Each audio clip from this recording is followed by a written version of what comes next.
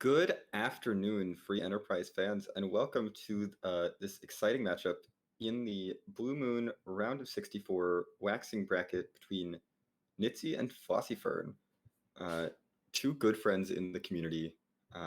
My name is Xenocat. I am joined here in the booth by Hupton. How are you doing today, Hupton? I'm doing pretty well. How about yourself? Doing great. We have Ribbon Quest doing the restreaming. She also rolled the seed, and JMac on tracking. And those don't look like Free Enterprise bosses. Um, hadn't noticed. But now that I look at it, I think you're right. No, you are correct. I think those are characters, not bosses. I think we need to swap those out for the bosses. Oh, Yeah, no, this is I think Final Fantasy VI. It had a lot of characters in it, right? These are FF6 characters. yeah. No, that Yeah, sounds yeah. reasonable. Yeah. Um, but we do have 8 bosses that will eventually fill in those slots that represent the 8 that we are going to have to hunt down over the course of this seed. For Bull Gauntlet and Golbez naturally being 2 of those. The rest of the set, honestly, at first glance, it doesn't seem that bad. We have Eblin Royalty, we have Ashra, which can be pretty free depending on where she's hiding out. Antlion could be a problem, though. Yeah, Antlions could be a problem. Mylon's not too bad. Ruby can be a little rude. Dark Elf is usually fairly free. It's a interesting mix of rude bosses and then completely free bosses. Yeah, but of course we only have to do 7 out of the 8, so maybe we'll be able to skip an especially rude one, or we may just have to plow through a lot of tricky fights in a lot of tricky locations. We'll find that out as we get things rolling. Now, looking at our start, we got Kane. Kane's nice. Yeah, Kane is great. Kane is like, I mean, if it was a seed I'd rolled, I would say Kane is the best boy, but we don't know how Ribbon Quest rolls seeds. This is true. He's not so best that we have to really be concerned about his presence and how he might tip the balance of a seed, but he's got a lot of good equipment that he can make use of, and decent physical fighter. Or if you end up with a lot of mages in your party, you can kind of hold down that corner of the deal. Definitely. All you have to do is find an Avenger, and then Kane is off to the races. Oh yeah, yeah. It sounds like we should be off to the races in a moment or so, and we'll see who the second character is going to be that our runners get to start with. Of course, this being Blue Moon, with this being Zemus Zone 5, really, character limitations are in play a little bit in terms of who's available where, and how many we actually get to have.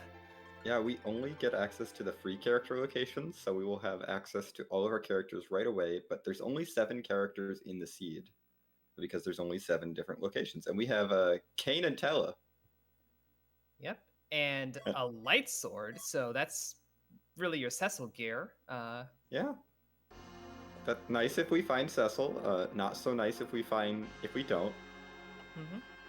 But more importantly, we saw a purple rope handing that lightsaber over. That is either Mylon or Mylon Z. One of those is very desirable. The other one is an okay fight. Yeah, so we now know there's a 50% chance that we might need to find the Baron key for an objective. Of course, it could be an irrelevant Mylon too.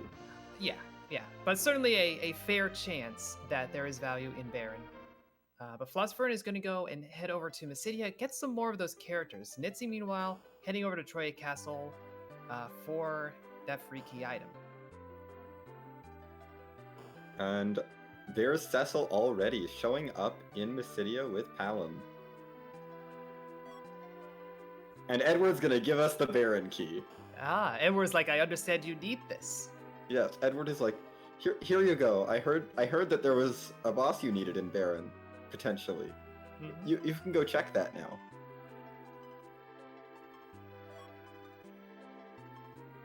So yeah, we have a Cecil from Acidia. We can't actually make full use of them until we go and do Mount Ordeals checks and get through those 3 bosses. That's still desirable even without Cecil, because again, that's 3 bosses. All we're doing is hunting bosses. Yes, and we do also have Tella, and Tella would like to go up Mount Ordeals. Also true. But I'm curious to see who the remaining characters are that will fill out our party. Well, there's Rydia. Yeah, that is indeed one of them. Flossiefern is going to pick her up. Nitzy going over to Damsian, do the looting first, and then see what the character is up top as you release the hovercraft. Yeah, Flossiefern continuing into the watery pass for a little extra looting. Gets a crystal ring, and I mean, with Tella, we'll see if she decides to go all the way through the watery pass or just loot out the front. That crystal ring, at least, is very valuable, and it looks like she's done here for now. Yeah, I was just saying, unless I've completely mentally flipped the flag sets, this isn't T-Pro, so going into that little nook isn't going to be anything especially better than what you would find elsewhere. And as we saw, just a bunch of fire gear. It's like, okay. Yeah, it's not there. Great. Damsian Basement had a light sword and a blizzard sphere. We had a light sword at home. Yeah, but now we can do all those Star Wars scenes. And there's a Porum, it turns out. I like Porum. Porum is a white mage. Yes, she could also cast twin with her brother Palom, and that's really strong. Actually, yes, that is pretty good. I have a feeling we're gonna be seeing a proper Mount Ordeals party on probably Nitzy's side. Yeah. Cecil, both twins, Tella, and then Cade is just right. It's an alternate universe where Cade is still involved. Yes. No, I think that's probably the party I would run, not even knowing who's on Mount Ordeals. I mean, I guess if Edge shows up on Mount Ordeals, I'd probably take him, but... And yeah, we see Flossiefern ditching that Rydia for Porum when she sees Porum, so... Mm-hmm. But she did contribute her dancing dagger to the team. I mean, hey, that's vanilla speedrun value right there. Yeah. Palom can use that. And Kane can use that if we decide that the dancing dagger is more useful than the blizzard spear.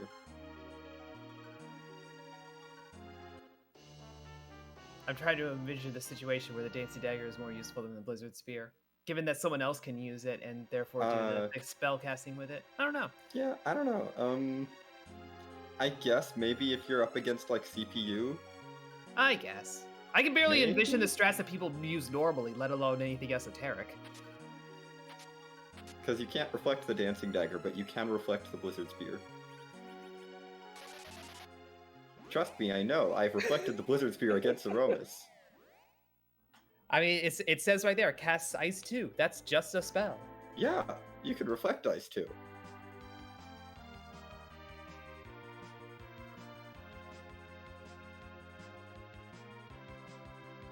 Flossiefern is going to head into the Antlion Cave, start working on some boss checks and boss fights. We did see Bahamut was over in the Watery Pass. Don't have to worry about him. Yeah, Bahamut can stay there. I guess Bahamut just really wanted to take a bath. He's waiting for the fish to arrive to give him a job change to really like test their mettle. It's like, no, this time it's the fish. That makes sense. Mm-hmm. We find Dr. Luque playing with his toys in this cave. Well, when you phrase it like that, it makes it sound like we're the bad guys. I mean, maybe he's conducting unethical experiments, and that's why he has to hide in the cave, so he won't be found by the authorities. This is an option, yes. There are 2 sides of this story. There are. We don't know which one is canon.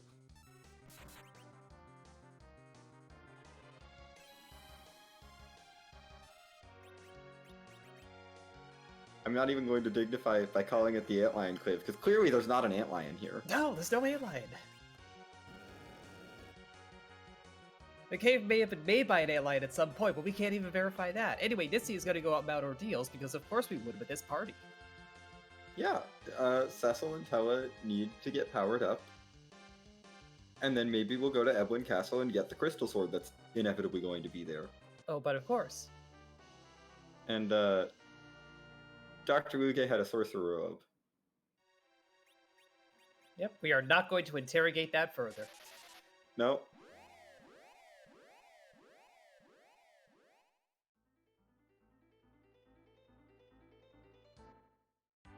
I mean, it's a nice shirt.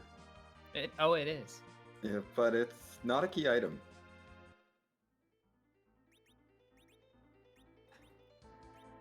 Nitzy, though, we saw dipping into the little chocobo forest outside Mount Ordeals, which smart thing to remember exists. The white chocobo will refill your MP. That can be helpful in quite a few seeds. Oh, look, it is Edge on Mount Ordeals. Gosh. Xenocat, what do we do about Edge on Mount Ordeals?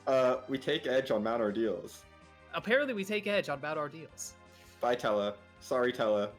You're useful, but I like this party. This is slowly turning into that movie 3 Men and a Baby.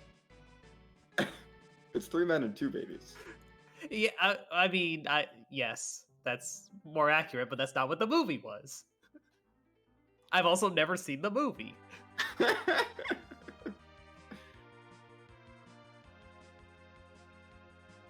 Anyway, Flossie peeked the boss on Hobbs, and it was not useful. I didn't see what it was, but I'm going to assume it was not useful because she did not fight it.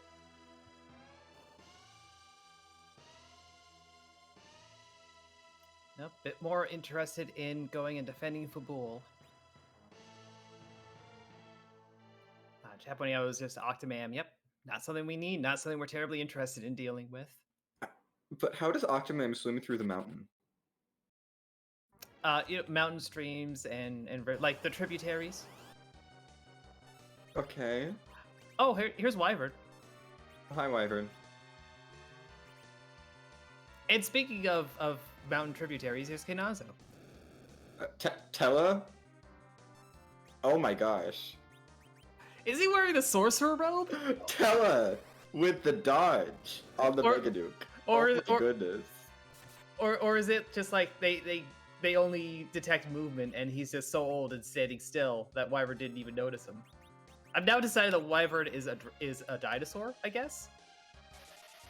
Sure. Anyway, there's a turtle on the other mountain. Don't know where it's getting its water, but the tributaries. Yes, clearly there's a lot of water on top of mountains.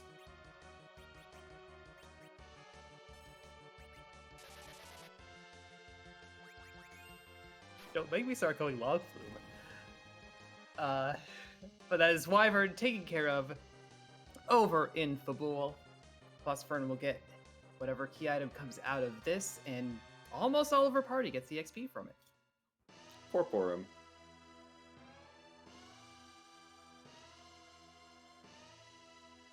No, Scullin, do not bring that back. Oh no. Oh, it's a package. That's what you hate to see. Yeah. Oh, but there is an objective. Oh no, I thought that was King Queen Evelyn. I can't see properly. It's Odin. Never mind. Not an objective. Also rude. Yeah, this back attack spot, any boss here gets a little bit of a head start on the fight, and Odin is a little bit of a damage race to avoid that Zantetsuken. Fortunately, we got Thor Rages and Lip Bolt and all that stuff that he's kind of weak to. Yeah, Odin doesn't like lightning. And yeah, just like that, Nitzy is through. No round the world Zantetsuken today.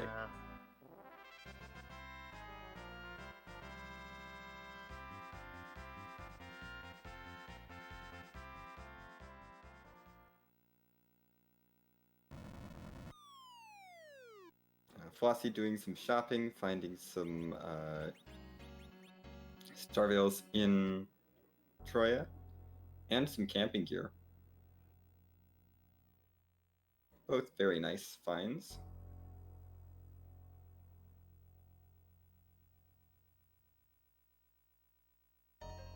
on, some black belts. Like to see those. Yeah. And your A reward for pass. climbing up to your deals is you can go fight Zeromus right now. There are at least 2 problems with trying to go fight Zeromus right now, but we have the access at least. Yes, you can walk into the Zeromus fight right now. But you would have no objectives done because that's elements, not Rubicante. Yeah.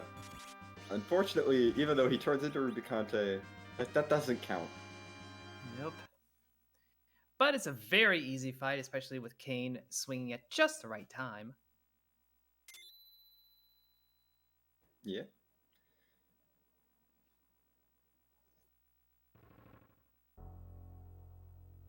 So that is nitzy through ordeals. The real reward, of course, being Cecil is a paladin now. Mm-hmm. Paladins can use light swords. Yes.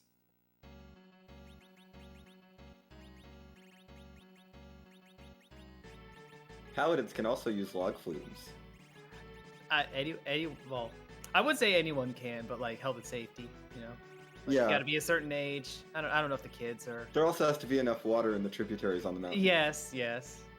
I thought you said we weren't gonna be bringing this back. I did. But you know me, I live for the memes. Yes. Flossie is going for a package check. This is cheeky. Yeah, this can be a little bit of a meme in and of itself. It's a lot of cutscene for a single boss check and nothing else. Rosa's mad that our racers are taking Porum over her. Well, she because wasn't she didn't- available. Yes, and so she's burning down Miss Village. If she would have showed up at the rehearsal, she would have got the gig. I mean, probably.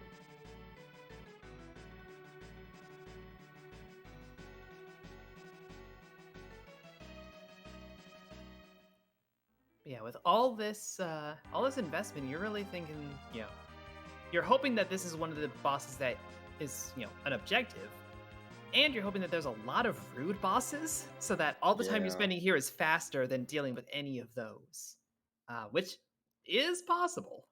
Yeah. Like we were saying, Antlion at a late moon spot, really punchy. Golbez is always sluggish because he has to talk and talk and talk. The gauntlet is the gauntlet. Meanwhile, Nitzy is like, I have a Cecil. I want to find a holy sword. A holier sword. We've Yes, got holy. a stronger holy sword. We have one holy sword, but what about second holy sword? Yeah, precisely. I guess we do have second holy sword, but what about third holy sword? What I mean is it's holy plus, Yes. Does find a Dragoon Lance in Eblin Castle, which is very nice. Yeah, that is actually pretty good for Kane until you get to Avenger Defense Sword tier. That's a good find. Oh no. Cecil was coming to kidnap Rosa. or not Rosa, the piggy that lived in the village that Rosa burned down. This is very confusing. Yeah, I figured that was just like the marching in regrets and inner demons of Cecil, and now he's going up ordeals to cleanse himself. Yeah. This sounded like an RPG story. I don't know what I'm on about. Yeah, this is definitely a legitimate RPG story. Yeah.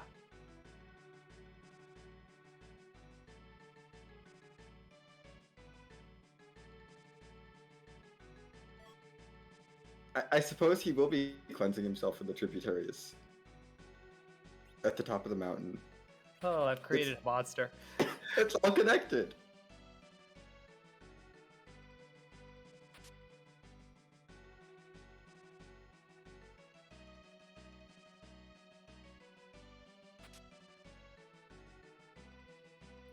But as Flossie is going and doing this ordeal's work, Nitzy is climbing through the Eblin Castle. It looks, I wasn't fully paying attention, but it looks like it actually reset out, because I think it was at this same chest a moment ago.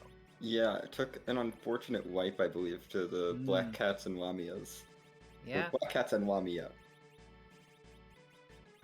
Yeah, bluster. It does bluster things sometimes. Yeah.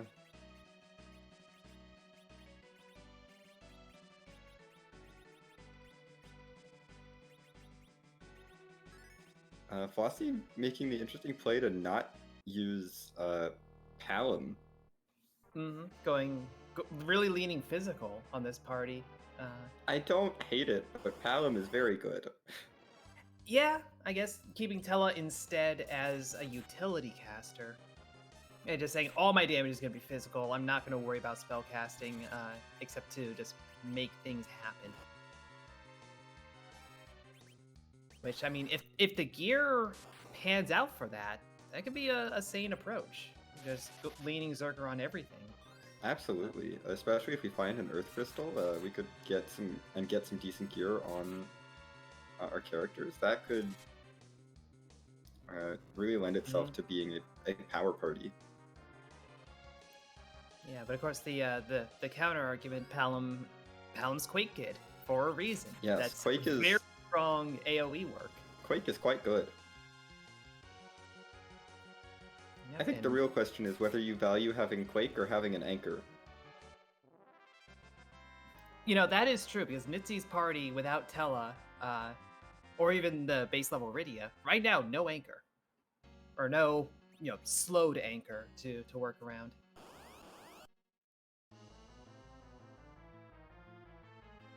Flossie, through the first fight, immediately going into Odin. No save, no nothing. Here's hoping her Thor rages and lit bolts and all that to do the job.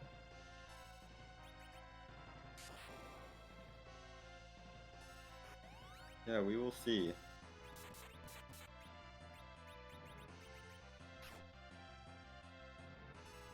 The Black Cats have been defeated on Nitzy's side, getting just a life staff, unfortunately.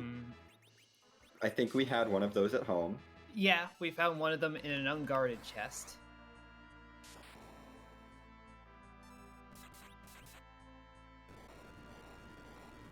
And flossiefern is through. Yeah, actually, Morpheus in chat pointing out, this was the Thor Rage Mountain between Kainazo and Odin. Like, this is where you spend all of them. You don't really need them as much after this. So I guess instead of being like Splash Mountain, it was Thunder Mountain. That sounds like it's a thing, yes.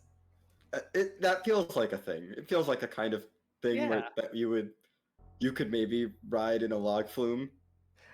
I mean, it sounds like it's more of a roller coaster than... No, right. I don't know. No. Some sort of ride.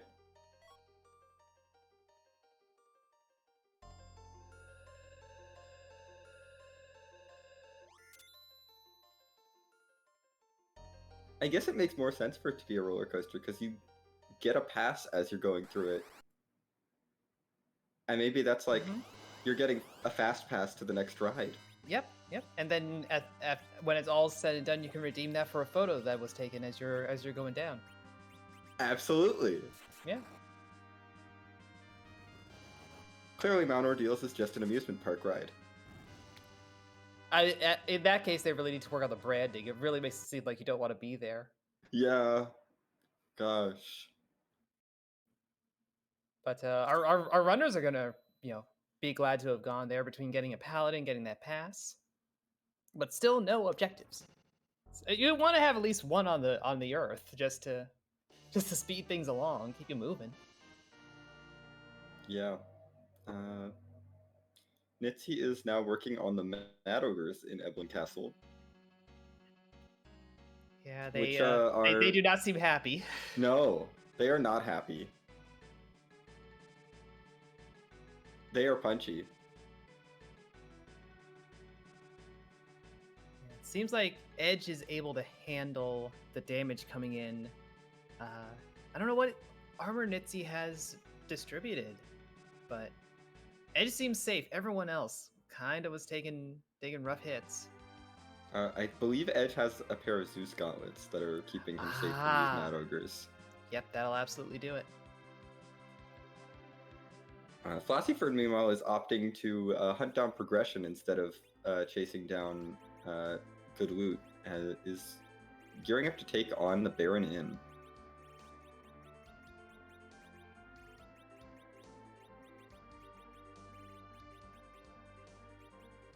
Nitzy gets levels on his fighters, at least. Yeah. And an Avengers. Okay, that's good Okay. gear. That's good for Kane or Cecil.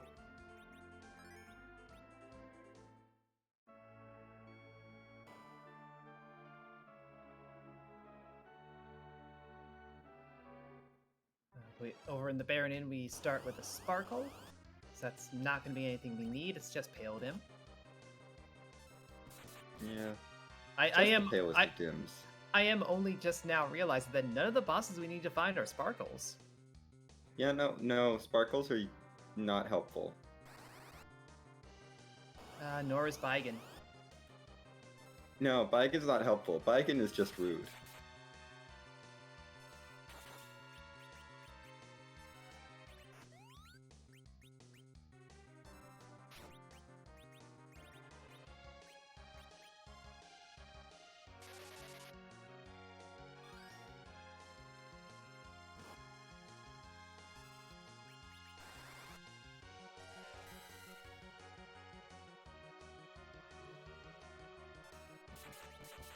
Nitzy having a little bit of trouble finding how to get to the chest. Yep, there you go. There you go. They're secret. They're secret passages. They're hidden. It's a maze. Yeah, that was a lot of work for 150 GP.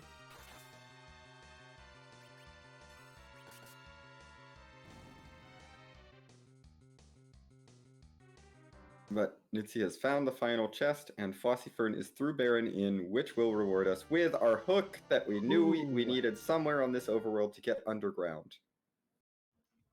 So those fights are going to be very much necessary. Nitzy will have more levels coming into those, but Flossiefern is the first one through, and that kind of matters in its own way.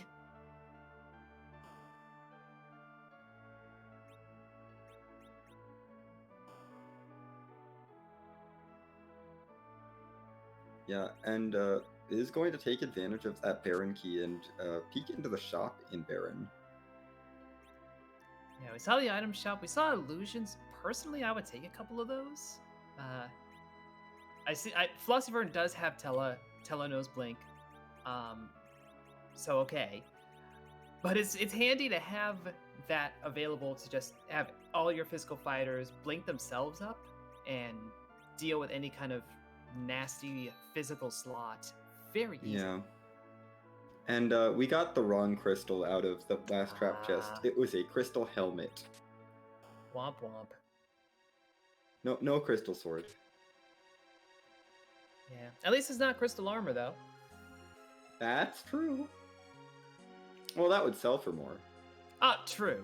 But you would wear crystal helm. Get some defense. That's fair. Crystal helm doesn't resist berserk like the crystal armor, and it's actually pretty good with the elemental resistant. It has solid defense.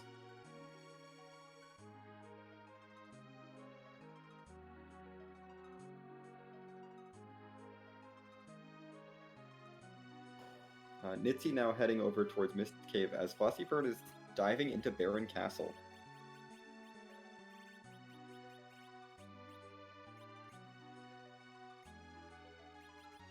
Just the Baron guards over in Mist. Another easy slot without a required fight. Yeah, I guess, I don't know what the guards are doing there. They have to guard... Oh, they're guarding the border. Yeah. It's the border between Mist and, Baron. Sure. Yeah, Nitzy just raised the border patrol. It was like, I don't want to deal with this right now.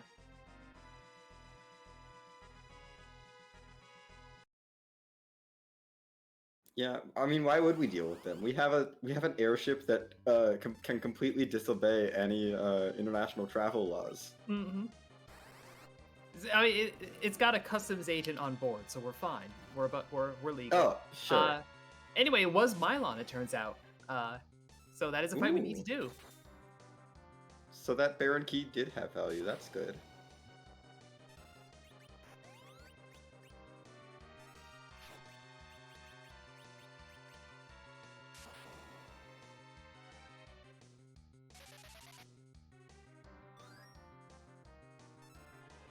Nitzy cleaning out Dr. Luke in his cave, In his underground lair.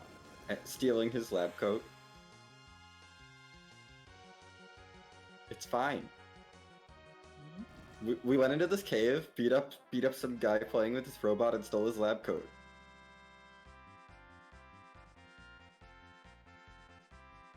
We swear we're the good guys. Yeah. Definitely.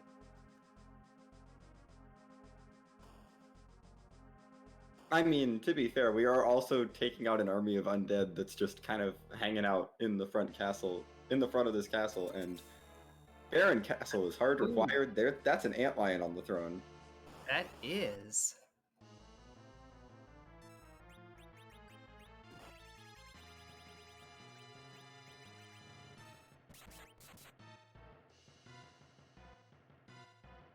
So we have now found 2 of our bosses. Mm-hmm. More and more, it's looking like Flossie's approach of just try and get progression first and foremost is actually proving to be the right route through this seed. Yeah, I mean, Nitzy will be able to get through a lot of these checks faster, and is heading into the Baron Inn right now. So is just behind by the Baron Inn and essentially the bosses of the boss fights of the Baron Castle. Yeah, and I think Fabool. I don't remember. Oh yeah, because he does not have the package. Yes, he has not done Fabool. He also doesn't know who the package boss is. This is true. Does know who the Mist Cave boss is, but that's a fast check that Flossie could do. Yeah, the Mist Cave boss is very easy to peek quickly. But we will see what our reward is for completing for liberating Baron Castle.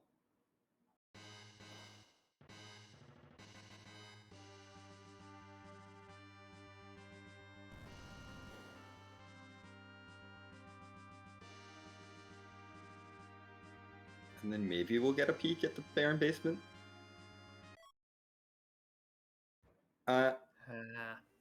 Runak's a little bit of a womp. I mean, I think that's better for Kane than anything that Flossie has right now. Possibly. Especially if you're going to be having Kane jump a lot. Yeah, that I think she was running the accuracy thing. Blizzard Spear. So... Yeah, I might... Yeah. I think I'm with you. The Runex is nice. It's nice. It's not what you want, but it's nice.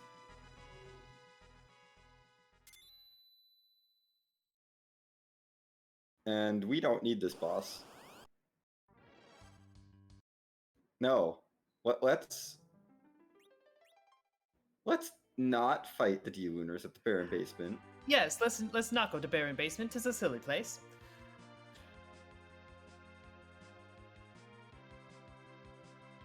Yep. But it looks like Flossiefern is gearing up to potentially dive down this hook route. Might do Ebon Castle, but might just be headed straight down.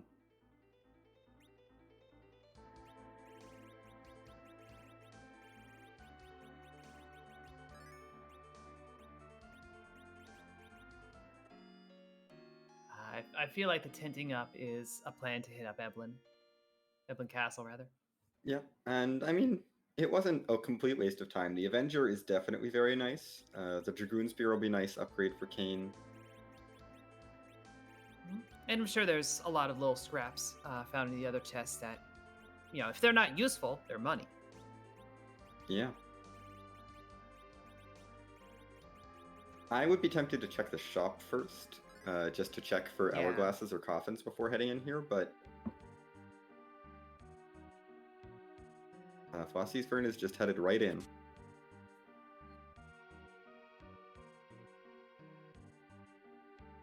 Mostly just because hourglasses make all of the fights in Eblin free, and coffins make 2 of them free.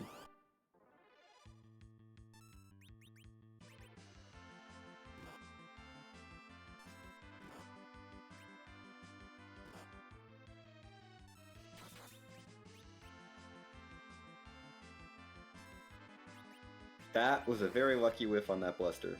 Yep.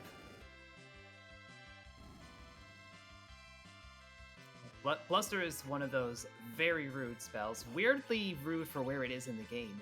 It'll either cast Paralyze or just kill. And that's it. Yeah, and it just whiffed twice. That is really good luck. Mm-hmm. Edge getting charmed, not so good luck. Nah, but like that's of course Edge would. I mean, of all the characters here. Yeah.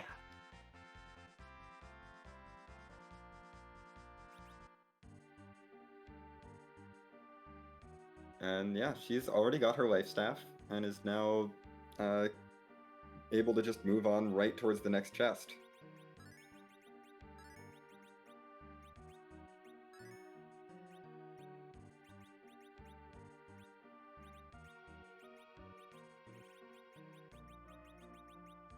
I think if nitzy opts to go for Fabul defense, we're going to be fairly even diving into this hook route. Yeah, I would say so. I mean that's a full, like, they've each done the other checks. Anything that they haven't done, neither of them have done. So it'd just be an information deficit.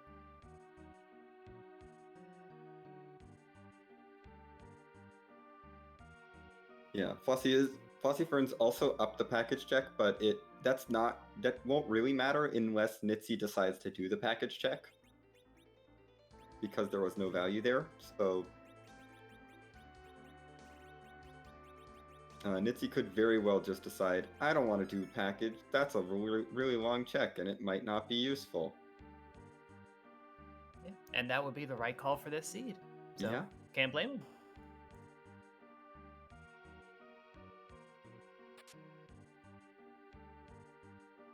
Nitzy is also going to go check out the Baron basement. We'll see how fast he decides that D-Lunars aren't happening.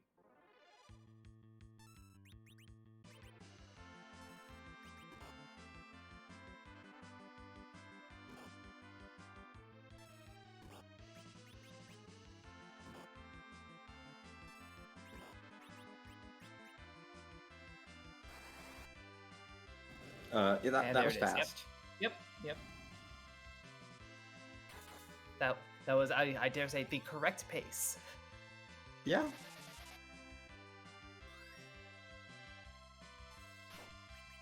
Nitzy, where are you going? Looks like... Is Nitzy gonna fade Fabul? Looking like. That's interesting. Yeah. Again, the right call for this seed so far. Run it all at once with the ban and all of that if you're able to. Yeah, I definitely don't hate it in this seed, but I don't know. I feel like if that's darkness, we have Atella, and we have a base level Rydia. If you're leaving behind a potential darkness crystal with a base level Rydia, that's leaving behind a chance that your opponent maybe finds that darkness crystal, goes and does a D-machine grind and gets Rydia to nuke before diving the hook route. And suddenly, we have a potentially... Your opponent is much stronger than you and getting through all your fights much faster.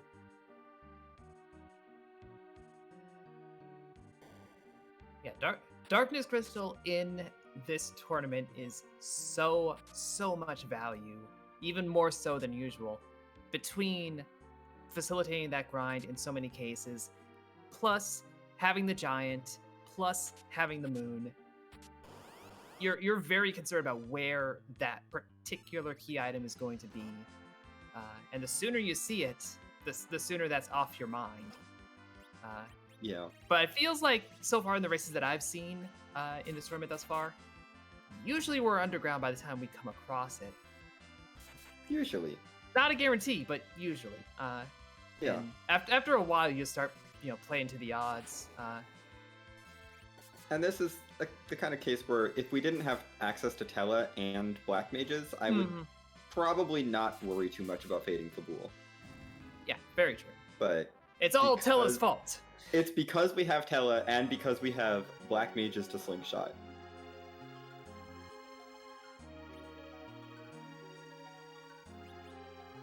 Oh, Eblin shop, please. We do not need more lightsabers. I would say we don't need those black robes, but Nitzy's looking at it like, maybe, you know?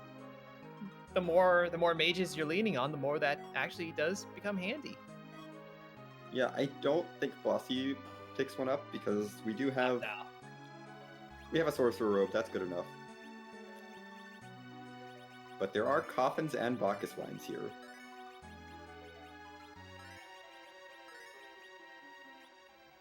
I think Flossie has even more need of those Bacchus wines. Again, you've got Tella, you've got the mages who can provide Blink and Bursk and all of that, but having those in item form frees them up to worry about other stuff in your fights and just accelerates your prep that much more.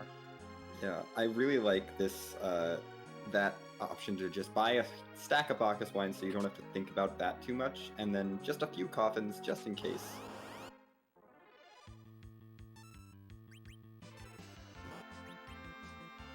But Nitzy has found the Stalemen. Yay! The Stalemen are a rather terrifying trap chest that can put your party to sleep with their punches. They're rude. They aren't worth nearly as much experience as anything else that you're going to find before the hook route in terms of trap chests. Mm-hmm. And they don't give particularly good loot, so they're real fun. Flossie skipping past all of this, heading straight into the tower, seeing that indeed later on in your quest you'll have a refight with Mylon. He'll do new mechanics. Yeah. Gasp. Oh my gosh.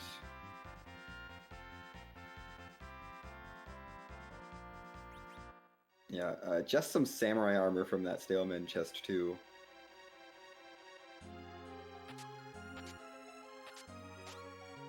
I mean, they could have had a crystal sword. It's not as likely as Evelyn Castle, but it is possible.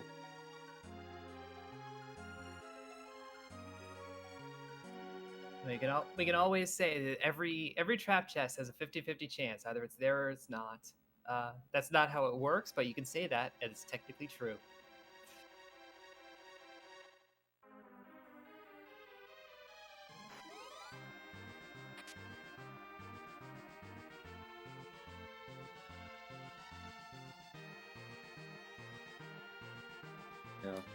Yeah.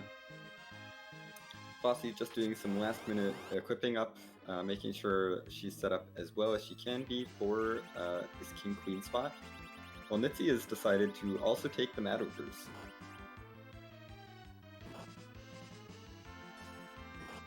Again, swinging for that gear in trap chests. Does Nitzy have like any sort of hourglass or anything that would kind of? I don't think we've seen hourglasses. Yeah, I don't think so either. I think just coffins. Fortunately, this party is really ogre resistant. Yes, Zeus gauntlets will do that.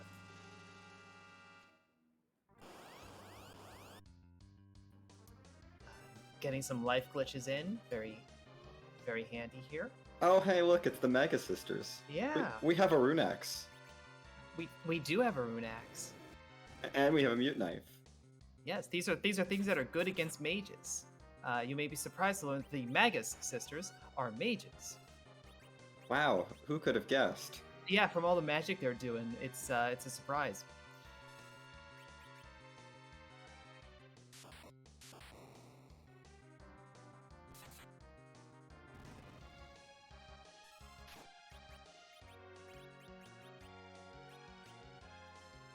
So this King and Queen Eblin slot that can be pretty rude with some bosses showing up is not going to be that nasty. Yeah, the Mega Sisters are not nearly as nasty here as they can be at some other locations. Yeah, I've already... Cindy and Mindy both knocked out very quickly.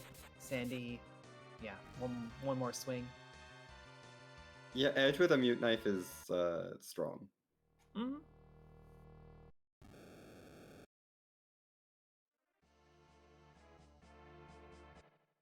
And now it's time for Mylon Z.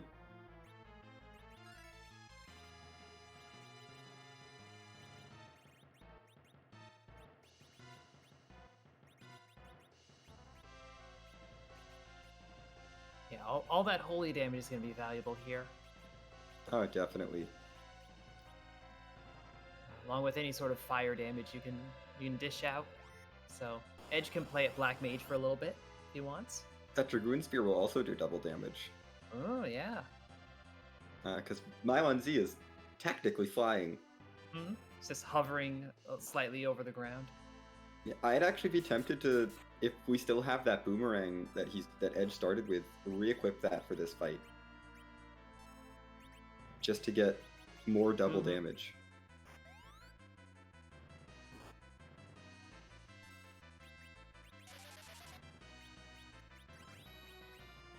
Oh, there was the crystal sword.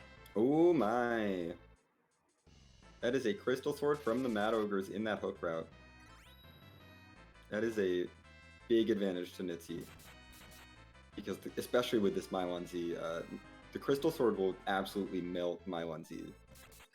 Absolutely. Never mind the XP that nitzy got over the course of tracking that down and getting those life glitches in on those Mad Ogres.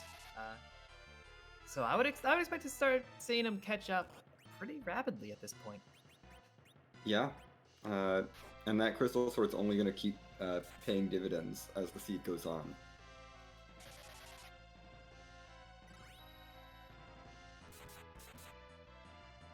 Crystal Sword Cecil is just ridiculously powerful.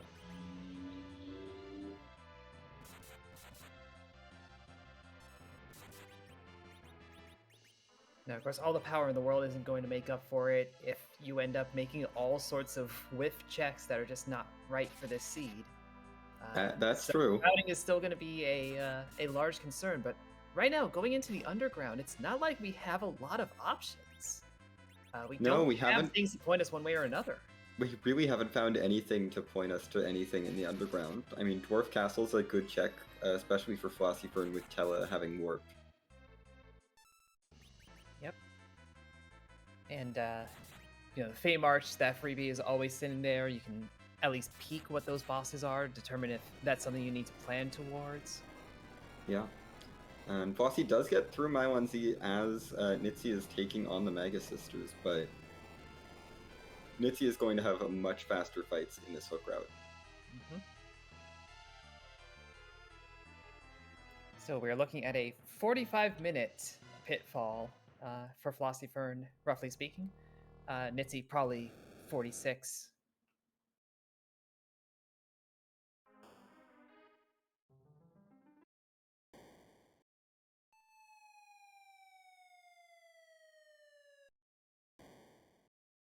Yeah.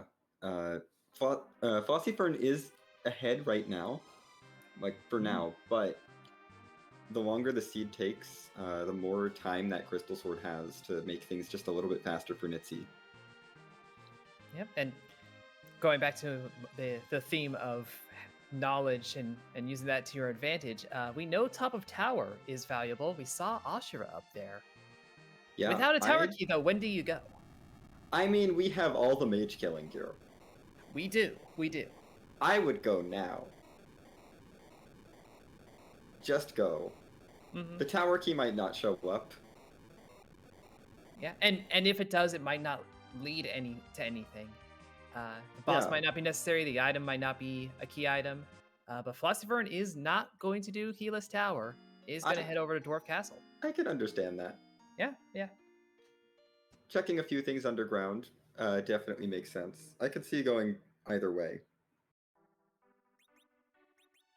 The 2 checks at Dwarf are definitely good to pick up before you go to the tower, just in case one of them is the tower key. Plus it's 2 bosses, but just like that, nitzy is already through Mylon Z.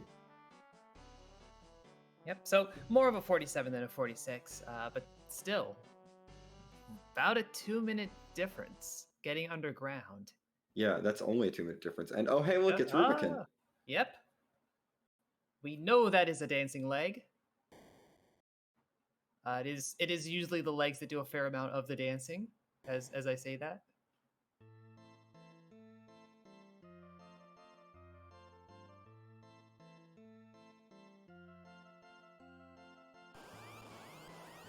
Yeah, if we have an Ice Claw, we can use that to carve it up. We should still have a Blizzard Spear, I hope. Yeah.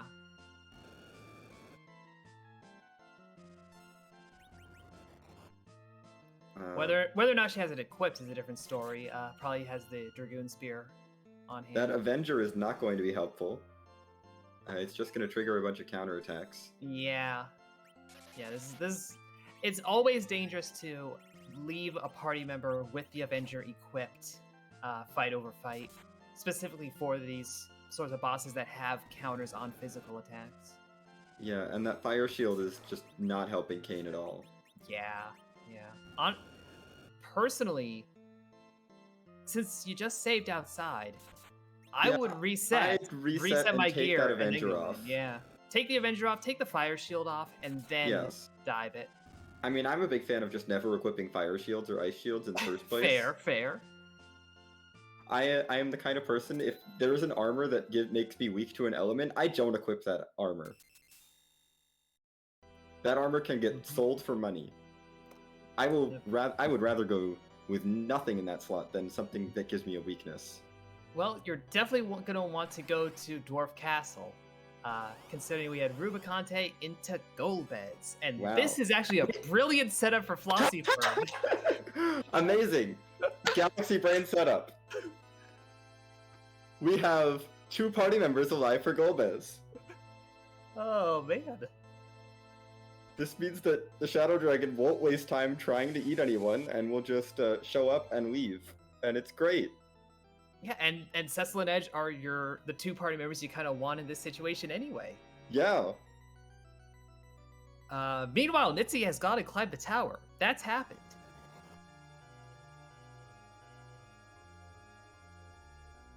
So Nitzy will get the Ashura fight through, find out what item is up here. Could end up being a vanilla tower key, and this is the way to clear the tower.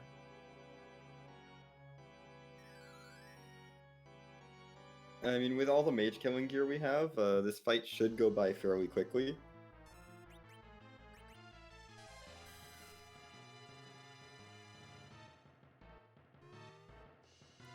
Yeah, we'll just have to see if this is... Oh no, this is going to be the Reflect strategy. With all those Star Veils on hand, of course. Yeah, we got a ton of Star Veils.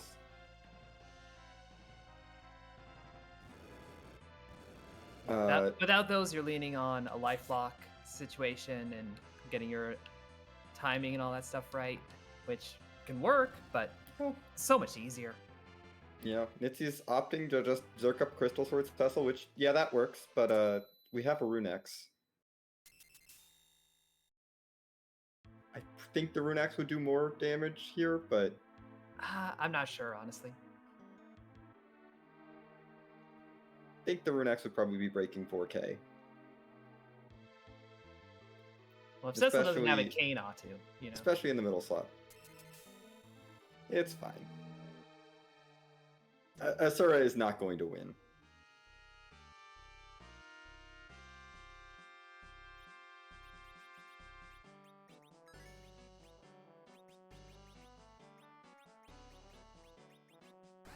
But meanwhile, flossiefern through Dwarf Castle, has both of those objectives taken care of, and is checking War Witch, and she can get underground now. Yeah. That's nice. We can't logically get underground yet, but we can get underground now.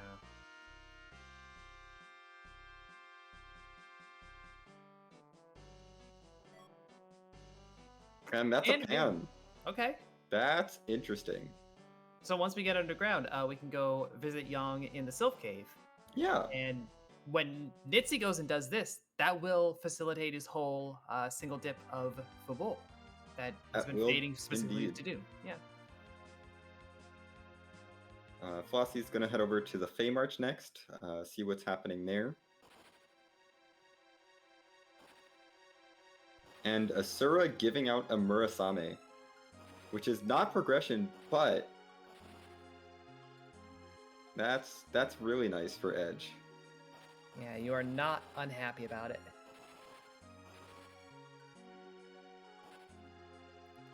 Yeah, Nitzy's kind of seeing like, you don't have things. You're pretty low in the things department. So that's really funneling you towards Dwarf Castle, Fey March, all this stuff. There's a Masamune in the Fey March freebie. Yeah. Of course. Okay. Crystal Swords, Muramasa. This is the physical fighter seed, it turns out. Yes. As it turns out, Cecil and Edge are both very good. Yeah, who knew?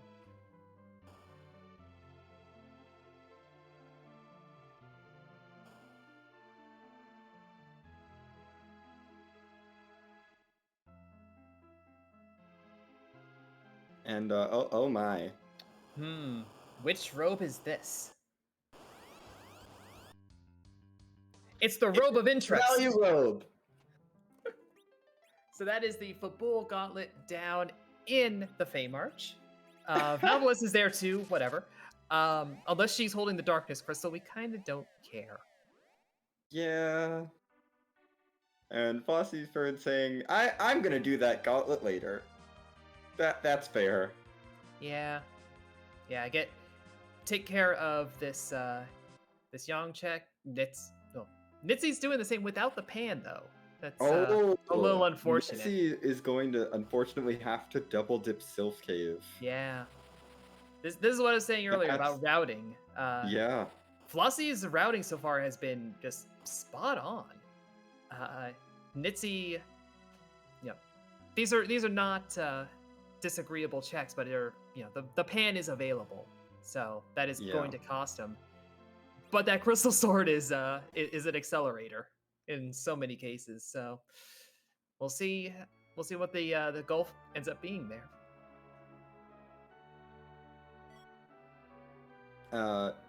Hey, there's a Bahamut summon for the Rydia that we left behind. Yeah.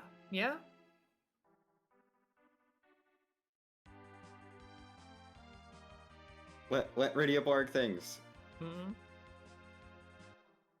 Flossie's going to go take care of the Asura now, because Asura must die.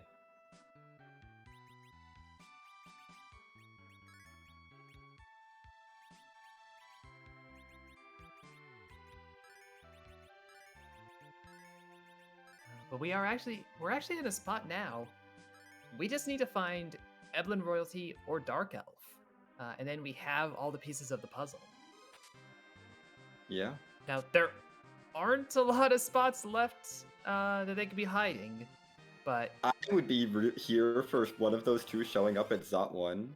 Oh yeah.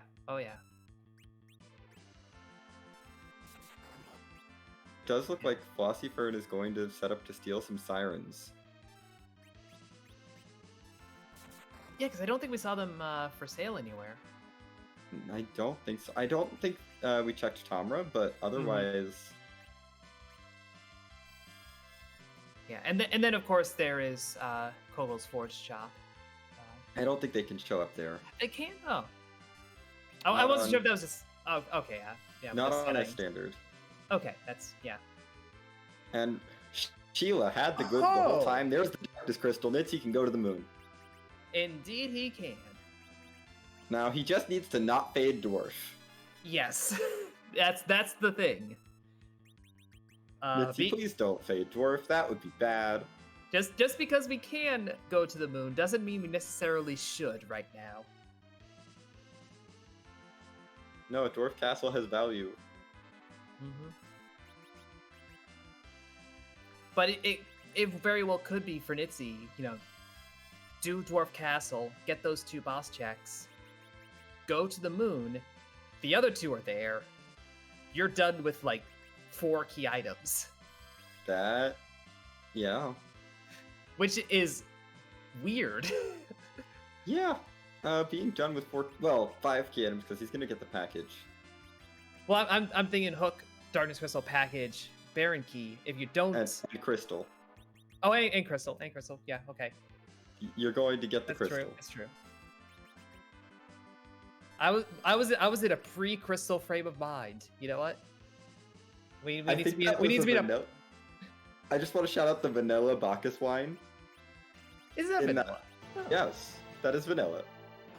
There's a Bacchus wine in that pot in vanilla. If you're playing Final Fantasy IV, the Japanese version. Mm-hmm.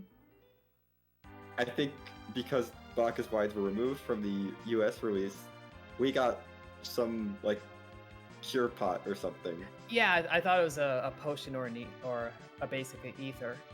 Something like that, yeah. But yeah, in JP, that's a Bacchus.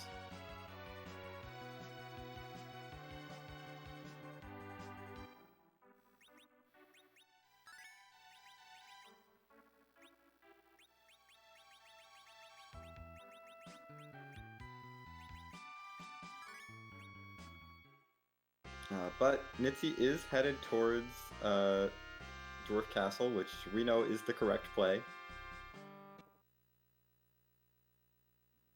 Yep, get through 2 required fights and get the pan and feel a little full. Oh! Flossie just pulled another Masamune out of that chest. Ah!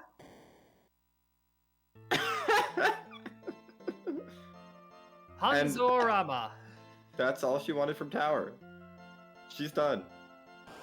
That's all I want from Tower.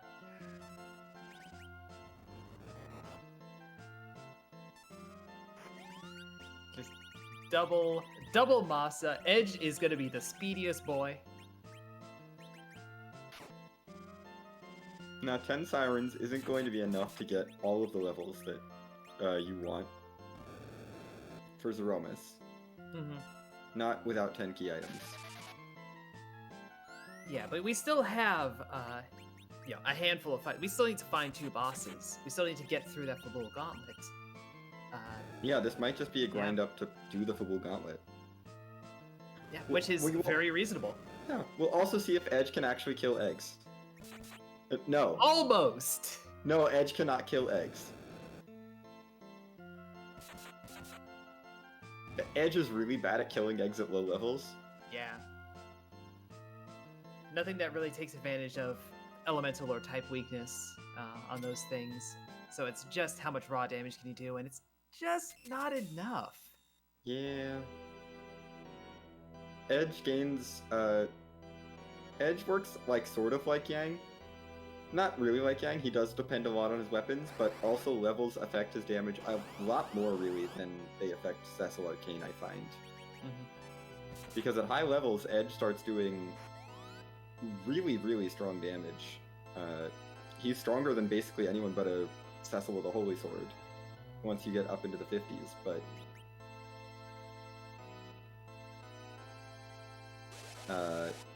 at this point, he's...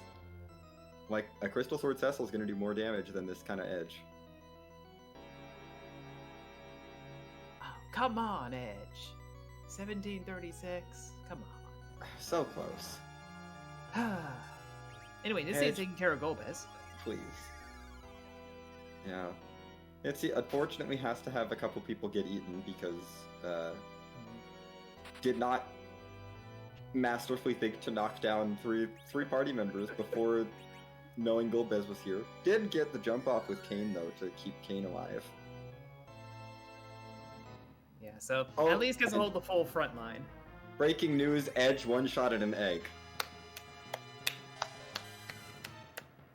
This is a miracle. That's like my eager, sarcastic clap.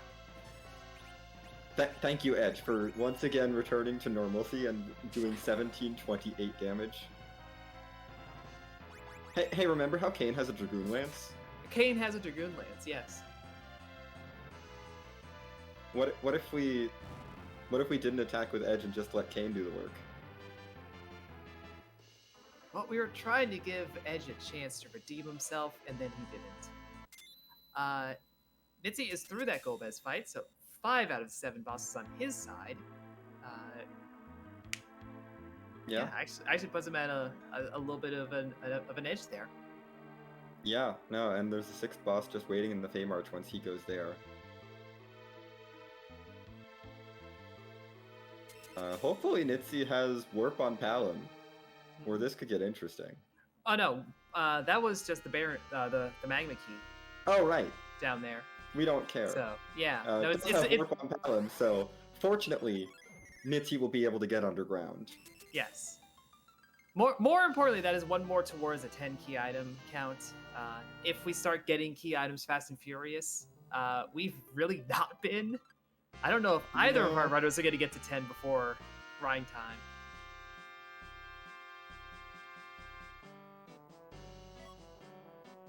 Yeah, Nitzy now gets the pan and is like, well, that feels gross.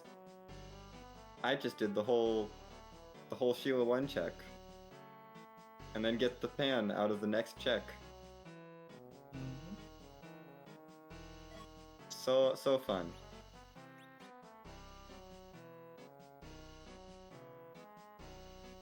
But we know that the Sylphs don't have anything, and Sheila 2 could be nothing. Yeah, it could be nothing. It could be... Actually, at this point, there's no key item that would, without a chain, be absolutely required, just by sheer boss count. Like, it would have to be Harp into Earth Crystal, into, etc., etc. But as we were saying earlier, you can go and do Za 1 right now. You could do that. It's free. Yeah. Please let's have that at Sheila 2. Harp into Earth Crystal into the other things. Yep. Just all at Sheila 2. With Dark Elf at Zot 1, making the whole thing superfluous. Oh, amazing. I love it.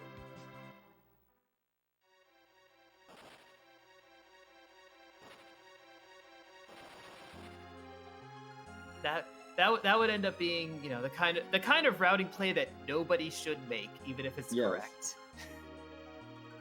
Well, I don't necessarily hate a quick peek at Zot 1.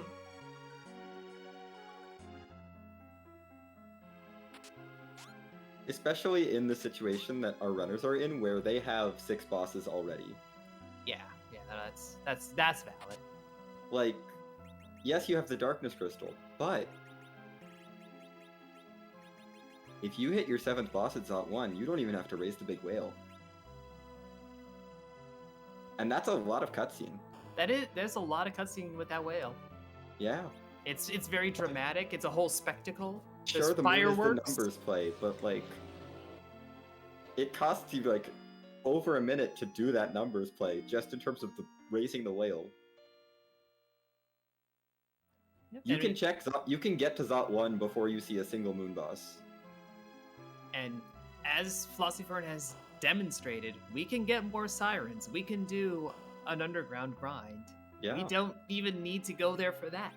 We don't need to go to the moon as long as there's one more boss on the blue planet.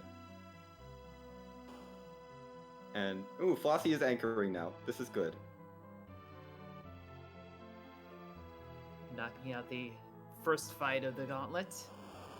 Yeah, not having the Mute Knife Edge in slot 2 is a little not great. Because now we have Arachnes to deal with, and Arachnes are gross. Yeah, and Nitzy has obtained the information.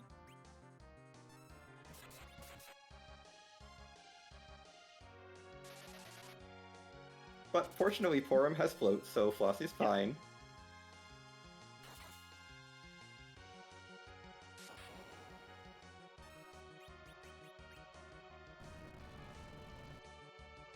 And Nitzy's going right into this gauntlet right after flossiefern, so this is... well, pretty much neck and neck. Nitzy is up the Asura kill, so flossiefern will have to go do that. Yeah, but flossiefern is up a little bit of a grind, so yes, has those levels. She does have some extra levels that are very relevant.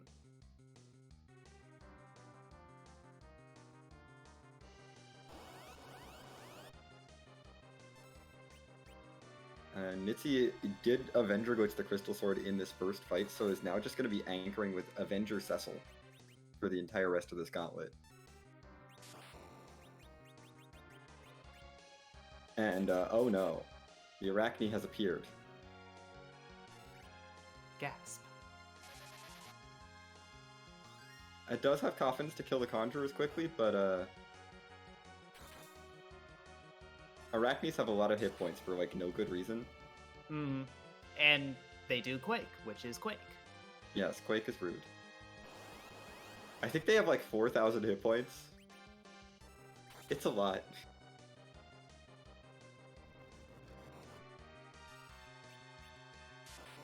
Oh, look, a clapper. Yeah. It's clapper time.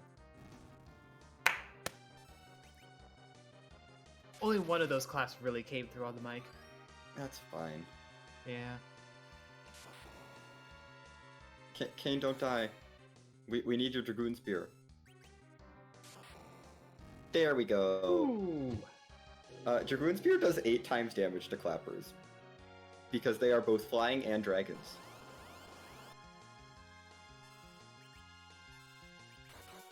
Basically, Dragoon Spear good. Yeah, it turns out.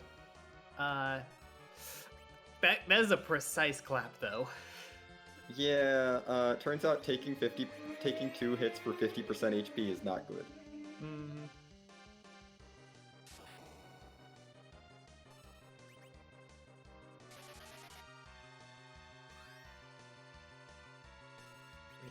These are the dangers of proportional. Flossie, you do not need to attacks. jump. Kane will one-shot them without a jump. It's okay.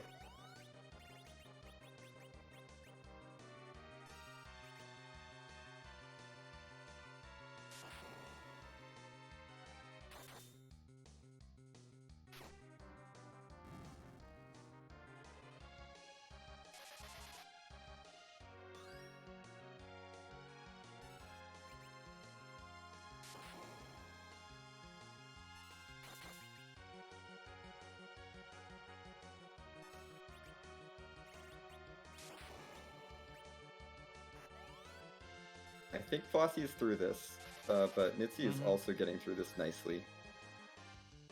Quake's not going to work, Nitzy. Clappers are flying. I mean, that Mylon Z is the quintessential example, but not everything that's floating looks like it's floating. Yes. And there's a pink tail. Ah, That's a chance for Flossie to get a weapon parity. Yep, that is going to be something high tier. Hopefully, something that your party can use. Yeah, hopefully.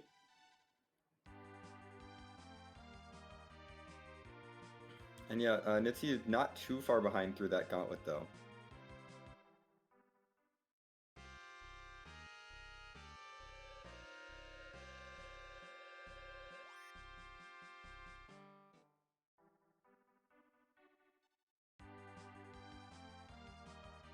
Flossie has been just adamantly not using camping gear this entire seed after buying a bunch of camping gear. She has a lot of camping gear. But is now going... I think this is a play up to defeat take care of Asura real quick, which is fair. Yep. Nitzy does not care what the pink tail is, says, I'm going to the moon. Yeah, Nitzy's at 6 of 7. Flossie will be as well once she gets through this tower. And yeah, you're hunting down Eblin Royalty or a Dark Elf on the moon. And then you're good to go. We went from a 45-minute pitfall to being on the moon and thinking about our Zeromus plans at 111. Yeah.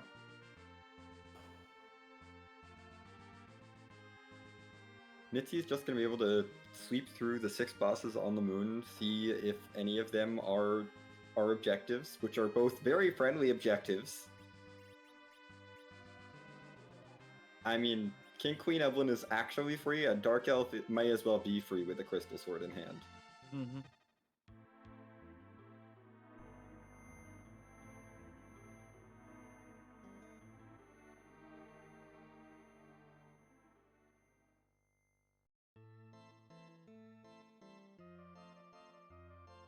Yeah, Nitzy is down some levels, but otherwise, and true anchor, but I'm not sure we really need a true anchor.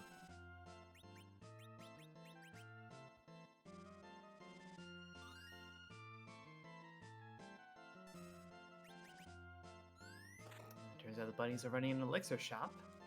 Yeah.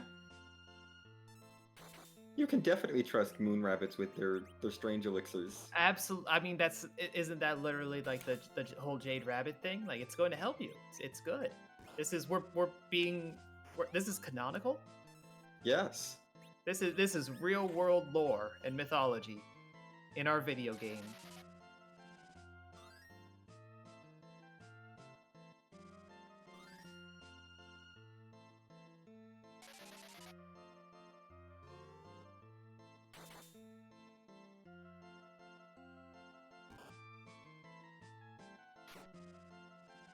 Yeah, Flossie is taking out this Asura. Mute Knife Edge is completely destroying Asura.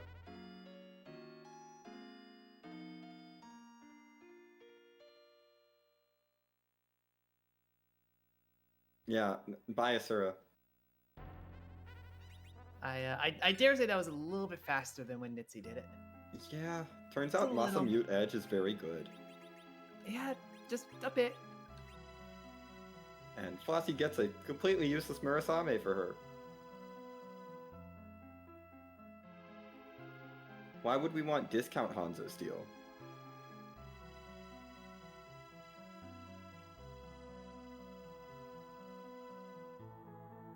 Nitzy, meanwhile, is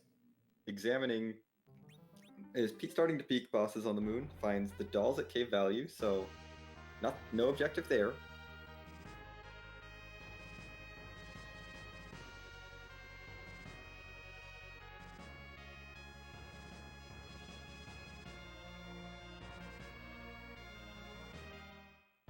We'll see. He's very likely to be in face check mode with the number of bosses we've already seen, but there's a chance none of these moon bosses pay off. Yeah, that is possible. Again, we've been saying, Zot 1 is free. It's right there.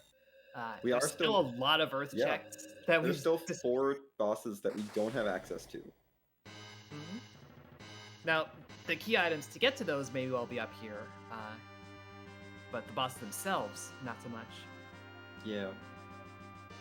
I think if I wasn't one boss from Go mode, I would be tempted to take on those dolls, but only missing one boss, it's very hard to justify sitting through anything that isn't in objective.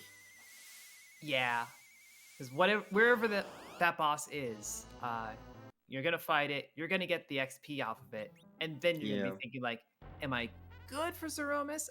I think in Nitzy's case, I would want more levels, like 1 or 2 more moon bosses.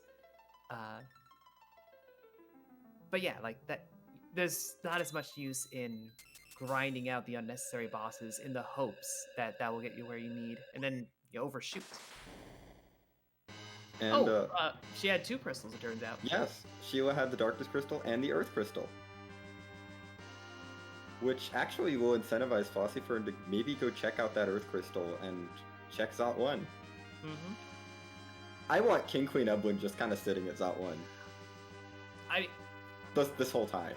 If it's King Queen Eblin and Dark Elf in Zot, that is a massive swing to Flossie, and very funny that we could have gotten a Go mode. Oh my gosh, she's going to Zot. Yeah,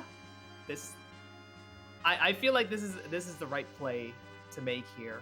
Anything you fight here is going to be easier than most of what you would find on the moon.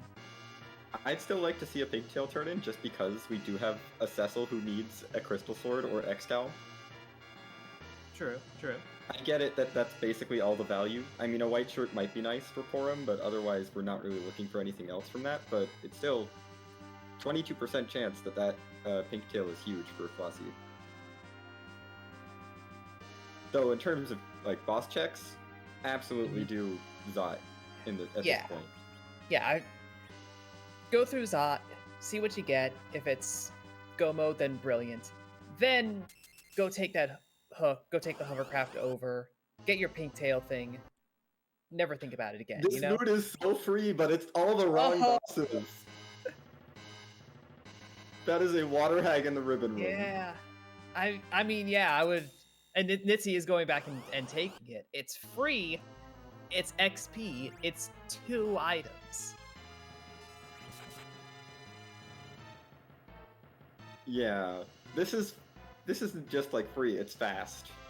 It's fast. It's free. It's 2 key items. It's 100,000 experience.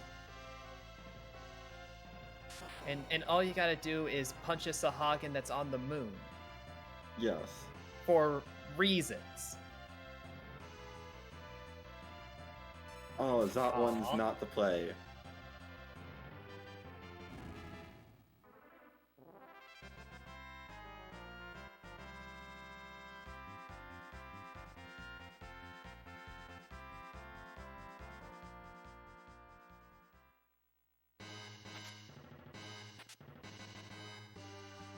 Oh, but the water hag was not the play either. Power shirt and an apple. I mean, the power shirt's good, but no objective progression, no key item. Yeah.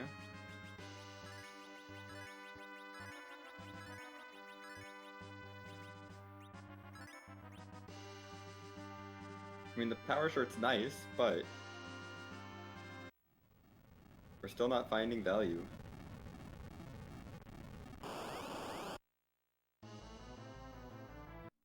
And that's a mom bomb. Nope, So not nothing value as either. White Spear. That- There's 2 altars left. I feel like Mom Bomb is a little stretching it on the easy bosses on the moon. Yeah, no, side. that's not yeah, easy. Yeah.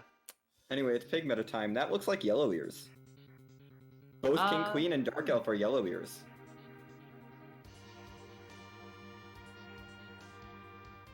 Honestly, my feed is not as crisp on the colors, so I'll have to take your word for it. But there's Dark Elf. Dark Elf egg!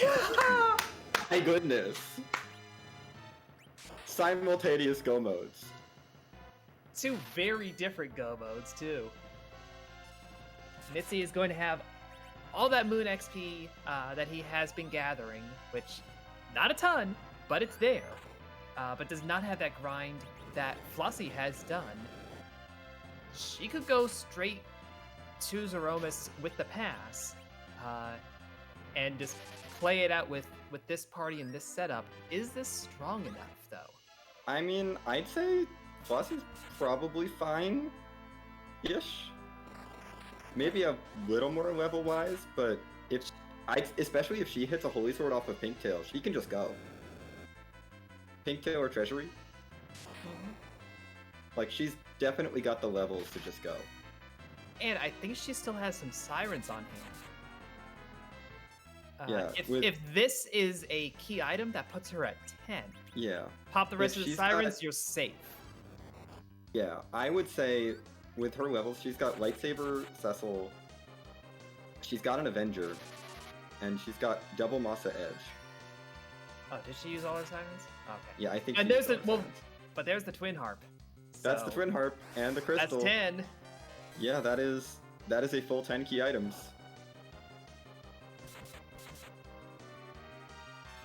Forum is definitely a little low on hit points. That might not be comfy. Yeah, But- that's the number that I'm looking at and being a little scared by. The physical fighters, not so much. Yes, the physical fighters are definitely ready. So she might be opting to just go sneak some more Sirens. Or Tomra. Oh, Tomra. Yeah, We've not shopped in Tomra.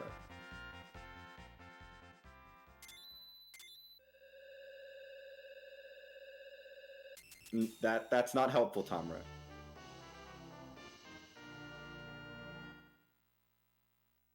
We don't want Sylph.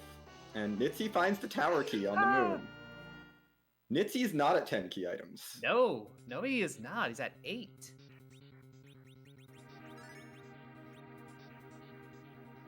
Oh man, so this is gonna be an interesting clash of strategy. Yep, parking's full. Lots full. Yep. This is gonna be an interesting clash of strategies, and being in this kind of hairy situation for both of the runners. And I love that we're coming at it from two different angles too. Yeah, it looks like Flossie is just ready to go.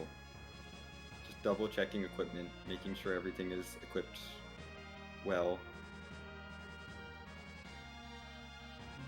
I mean, Porum will survive if the Big Bangs are nerfed, and she's got decent magic defense. Yeah, and I mean, if you end up picking the strategy of I'm going to Zerk up 2 of my 3 physical fighters, and that last one is just going to be hanging on in case I need to throw life pods. That's a valid idea. Yeah.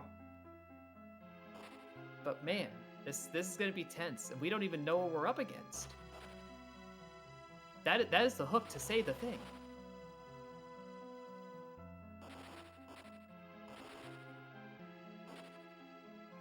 Yeah, I believe it's time to talk about how we don't randomize Zeromus. Mm-hmm. Because we don't randomize his location because Big Bangs are too scary. Yep. But we have to randomize him somehow. So we let him dress up as whatever he wants to dress up as. And I'm definitely seeing all the flags in chat. And I think there's a question they want us to ask. Do you know what that might be, Huffman?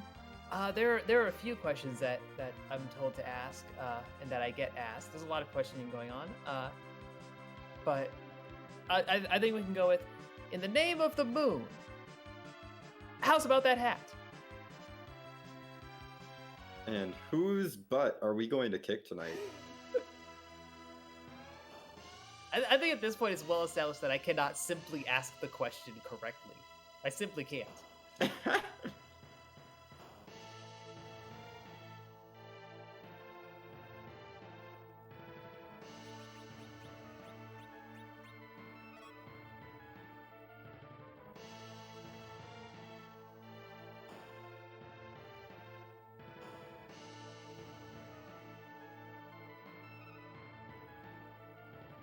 Nitzy, I think, is trying to get to 10 key items quickly. Yeah. And get that Earth Crystal, so it is at 9. Yeah. But we have the Cloud of Darkness from Final Fantasy III. That was the previous game. Anyway, this time the Cloud of Darkness has mechanics. It's not just particle beam over and over. Yeah. Kane, you're not helping that much. I don't feel great about Kane being zerked for 1300 damage. Yeah. I feel like Cecil and Edge should be your zerks, and Kane And is, oh no. Ooh! Maybe not Edge. Oh no.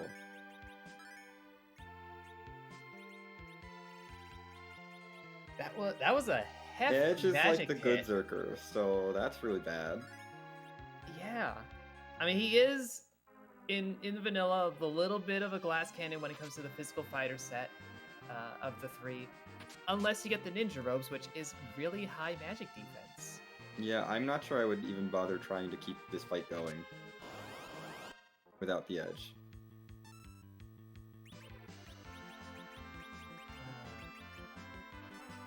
But Flossie is willing to keep plowing ahead. These are very low rolls on the Zerker swings for what you want to be doing. I mean, they don't have a lot of strength boosting gear. Is the problem? Edge had all the strength boosting gear. They're just Zerkers with weapons.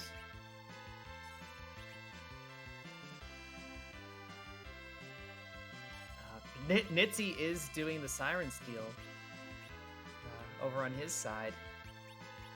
So yeah, flossiefern, obviously the first one into the Zeromus fight. We'll see how well this actually goes. This is a risky and slow fight, and can be very long. We don't have time for a nerf here or anything.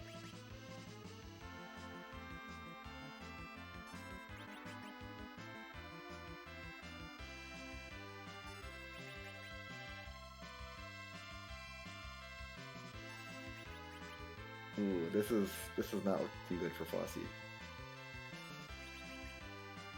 Because that Big Bang is coming out very soon. Yeah, it's going to be full power, and it's going to knock down Porum. And that Cure 3 is not doing enough to keep Edge up, so... Yeah, Edge is gone. Porum is probably gone as well. Yep, yeah. 1600.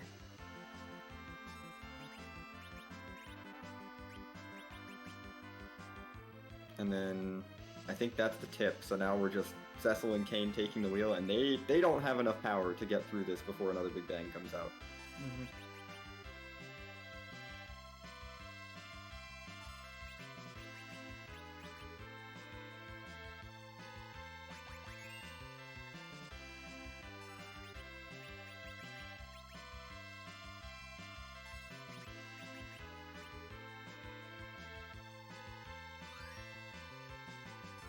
So unfortunately, I think this C fight is going to be, yeah. Yep, there's the reset.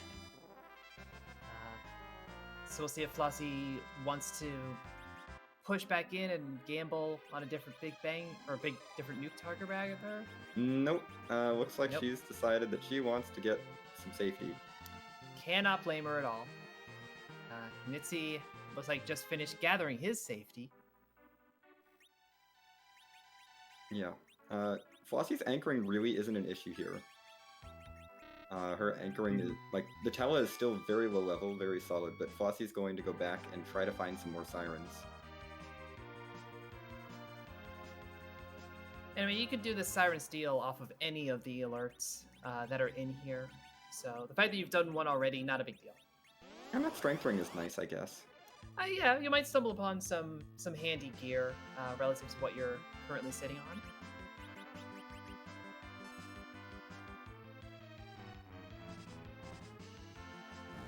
I mean, it's a combination of gear, and Edge just got obliterated by that nuke. That really puts you on the back foot. Yeah. And I think Zerk and Kane there was a bit ambitious. I would have preferred to keep him back as a chemist in that position. With Porum as weak as she is.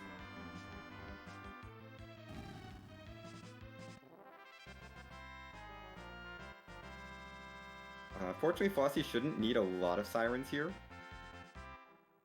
Mm-hmm. Especially since she does have 10 key items.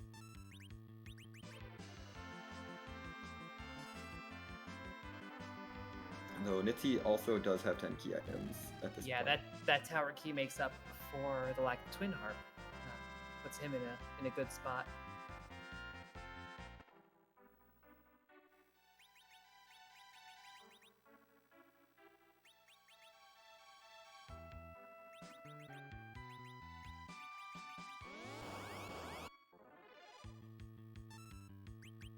Yeah, but as we have our dueling grinds, I'm going to take this moment to shout out the Restream team once again. Ribbon Quest rolling this seed and doing the restreaming. JMac on the tracking. Shoutouts to the runners, Nitzy and flossiefern for putting on this show for us.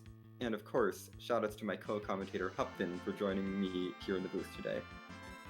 Always a pleasure, Xenocat. We've had plenty to meme about, and we've had a nice, exciting finish to this race. As it's winding down, we're getting ready to tackle Zeromus properly. Yeah. I always love the races in this tournament format, where the 7 bosses that each runner does are different. I like when you get that divergence, and it plays out. It was some excellent divergence.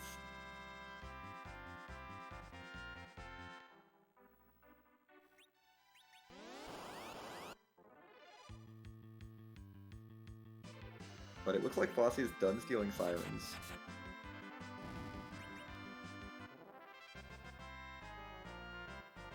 But looking at Nitzy's numbers, that Palom is, well, the anchor. I was going to say looking a bit low, but it's intentional. He is probably going to be anchoring. I'm not particularly well, but he's going to be trying. Mm-hmm. I saw Crystal something from Flossie clearing out that chest. I think it was Oh. crystal armor, though. Yeah, probably not a crystal sword. Yeah, definitely not a sword. I couldn't tell if it was armor or helm. I don't think she cares. No, especially with this setup, you do not want the armor.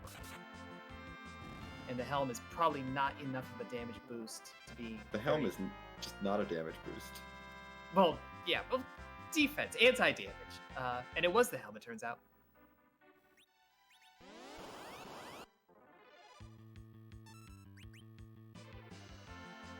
Yeah, now we have dueling egg grinds.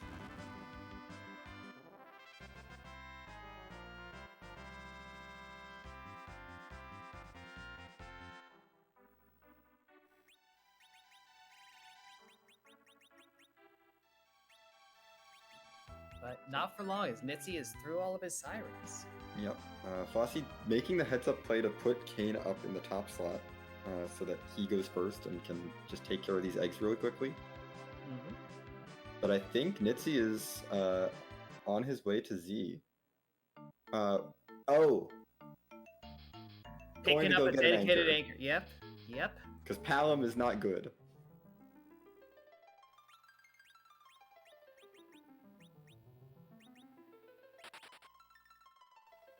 Palom won't work anymore. Base level Tella is fine. Mm-hmm. So at the end of it all, we end up with identical parties. Yeah.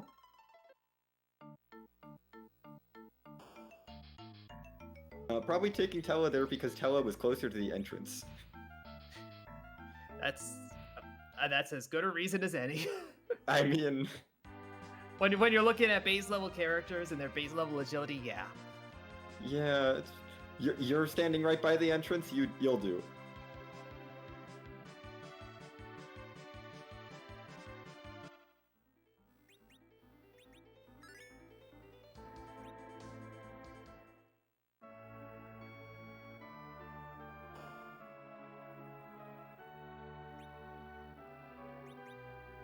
But Flossie's getting her Porum up on HP, scrambling all of these eggs, as Nitzy is headed through the pass door towards Zeromus. Yep. So Nitzy will be the first one in on this run through. Man, this could easily come down, close enough that the number of sirens you did decided it by like 1 or 2. And that's a tense ending. Yeah.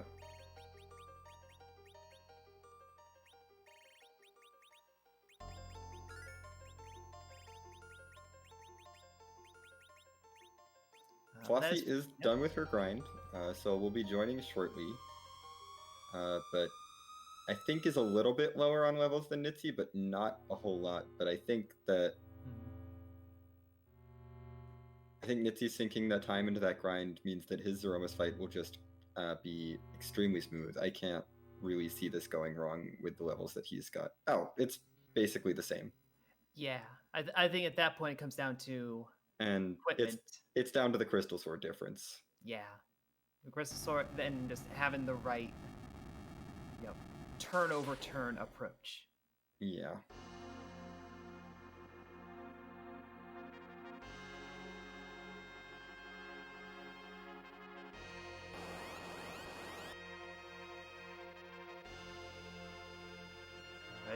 I feel like the level of menuing we're seeing from Flossie, this is, anxiety. You know how this seed went because you're at the end of it, and you have to feel like Nitzy had the plan, put it together, and just the fact that you haven't seen that dot done come in. Yeah.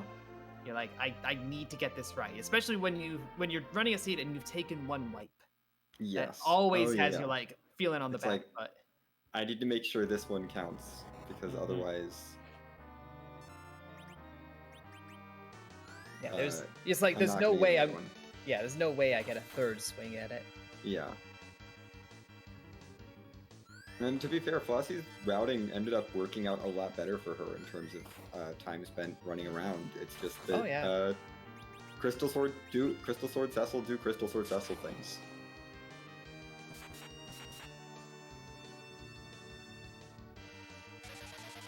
And this Z fight is going to kind of just end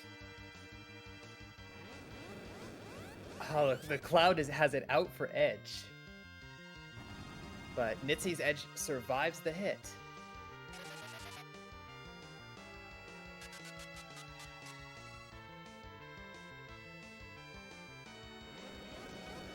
Ooh, doesn't survive a second hit, though. No. Ooh. Yeah, I don't know if I would even have gone for the second slow.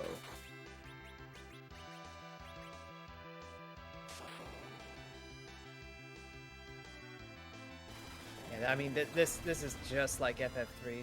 Cloud of Darkness will zero in on that, like, your one ninja, your one sage, you know?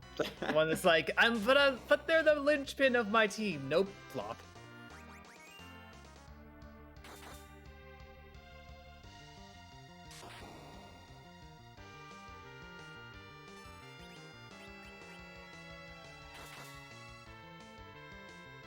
Yeah, Flossie's getting everyone zerked up, but this Crystal Sword that Cecil has is just going to, on Nitzy's side, is just going to make all the difference, I think. It's like an extra 1500 damage every round. Yeah, that's looking like about the gulf there, and that adds up quickly.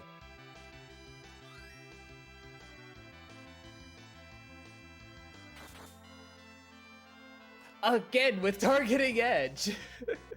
Yeah, no, this I think this targeting is broken.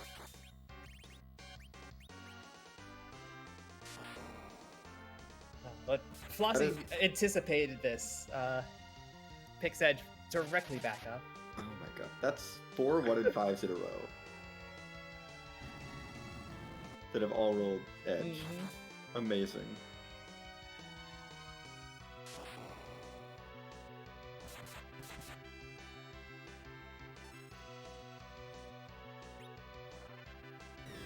But that's rocks for Nitzy. Yep. Already, and at this point, I don't think Flossie can catch up. And yeah, that's there's the crumble. GG's for Nitzy, finishing in first place with, I believe, an official time of 1 hour 39 minutes and 6 seconds. That's a GG's Nitzy. We'll see if he wants to come in for a little chat. But yeah, Flossie's right behind him at the rate this is going. Yeah, but it does look like we are now joined by Nitzy. GG's.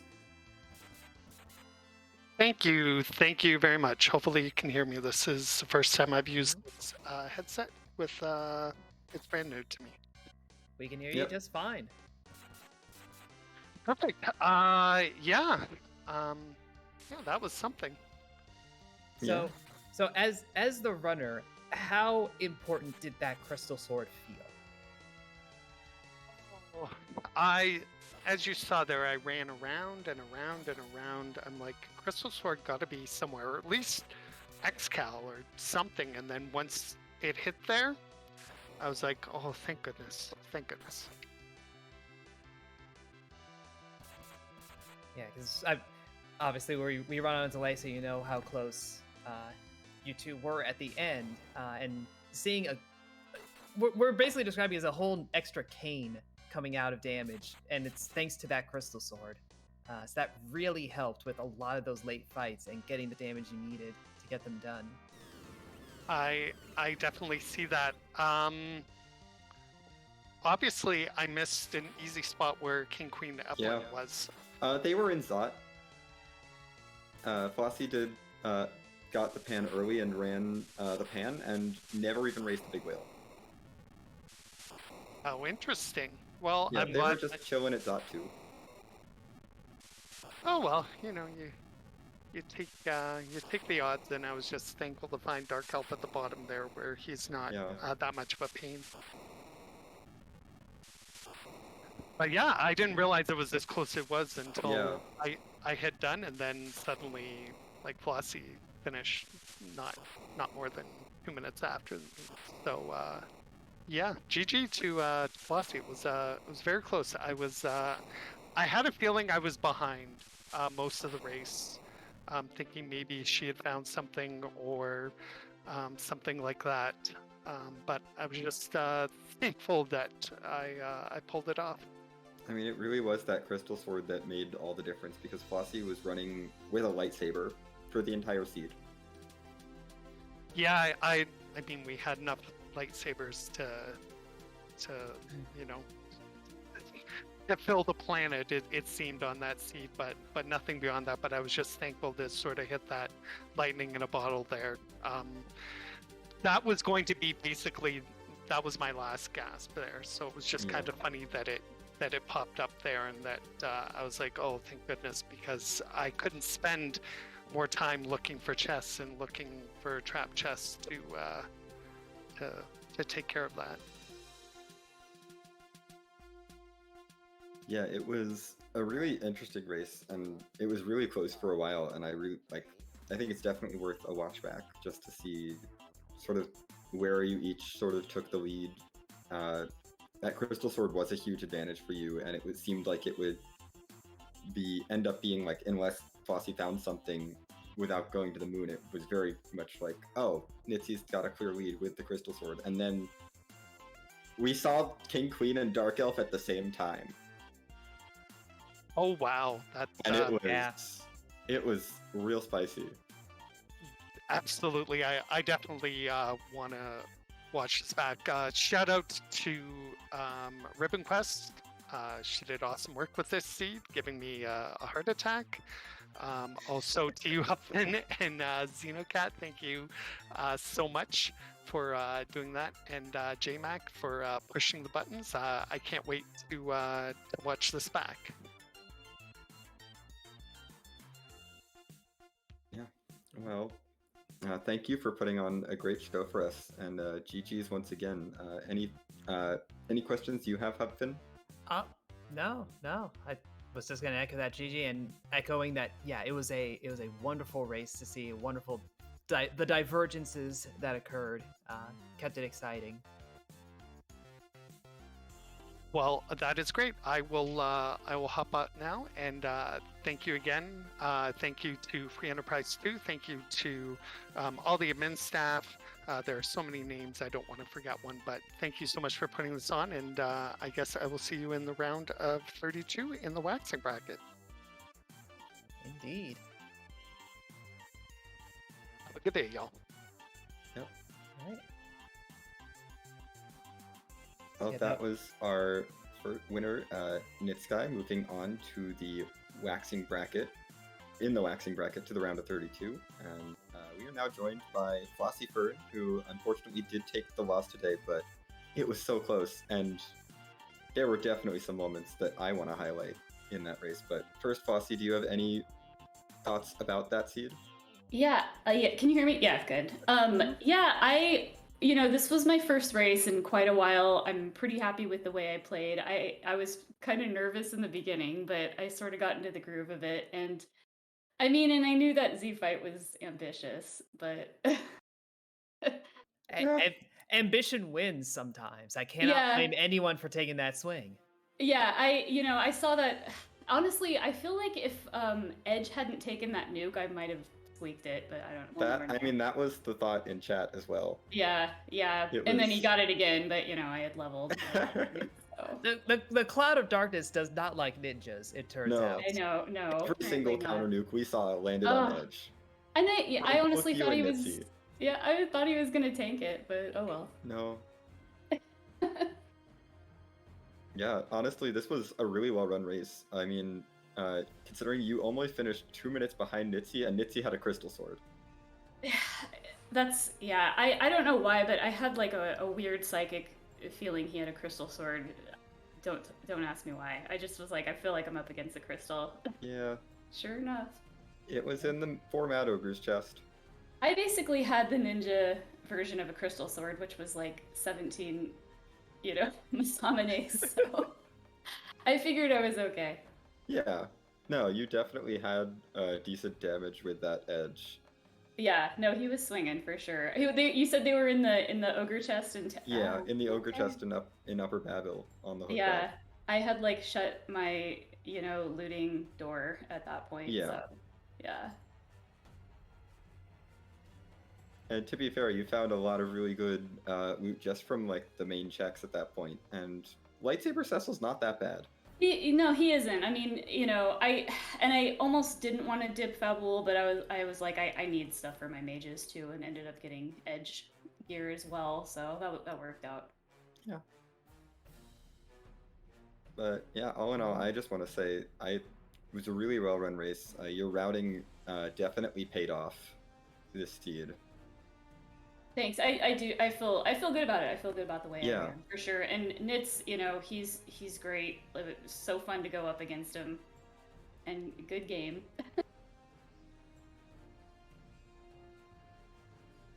Yeah, it was a very close race. You found King Queen right when Nitz found Dark Elf. Oh, that's funny. Where was Dark Elf? At the Masa altar. Oh, yep. Didn't even go to there. Yep. Nitzy didn't get the Earth Crystal before going to the moon, and went and face checked everything on the moon and worked his way all the way down to the Masa altar. Wow. I had another feeling that we had diverged at that point too. Yeah. So that's interesting. Otherwise, it was very similar. You were underground a little bit faster because Nitzy took the extra trap chests in the hook route. Gotcha. And then you kind of diverged and did different things in different orders and converged right at that alt gauntlet. And I think you were through the gauntlet just a tiny bit ahead. Yeah. But it was a really interesting race of quite a bit of back and forth despite that crystal sword advantage. Well, that makes me happy. I'm glad you put on a good show. Yeah. I mean, if that first Z fight had gone well, or even if that nuke hadn't landed on Edge, it would have been my that would have been really day. interesting because you at that point also had a significant level advantage. Sure, yeah, and I probably over egg ground, I guess. It just felt so cozy to do it. I don't know. Yeah. I can't stop myself. No, it was very reasonable. Yeah. But yeah, I feel like I've been hogging the questioning here. Well, no, it's fine. You've been bringing up everything that I wanted to. Like this came down to Nitzy found the crystal sword, but Flossie, your routing was just pretty much ideal for the seed that we had. It did feel like it kind of unfolded in front of me. It was a good feeling for sure. So yeah, I mean that is a race to be proud of. Even coming in second, like that was a very strong showing and a very exciting race to watch as we were going. So I will absolutely give you the GGs on that one. Thank you. Yeah, and thanks to everyone who's working on this. I know it's a lot of hard work, so. Yeah, well, unless you have any final thoughts on the seed, I think that's going to do it for our restream today. Well, I'm good. Thanks, everybody. Yep. Thank you for putting on a great show for us, and have a good day. Thanks, you too.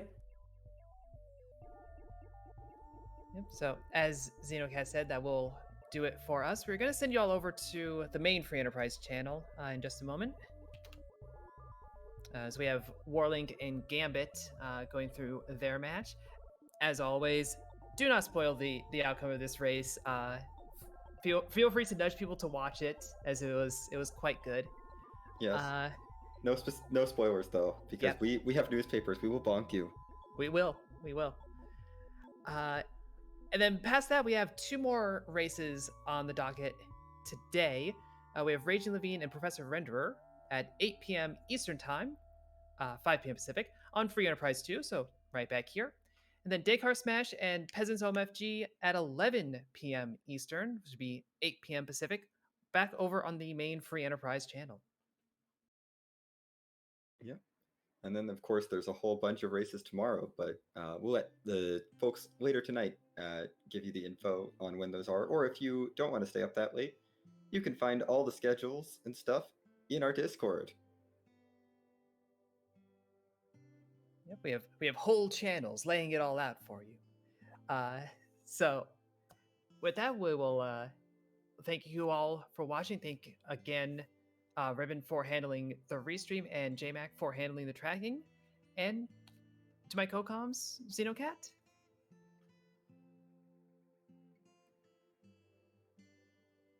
Yeah.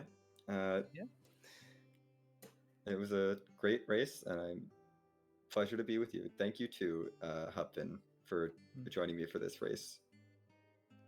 And we'll see you all over on the main Free Enterprise channel approximately now. Yep. Take care, folks.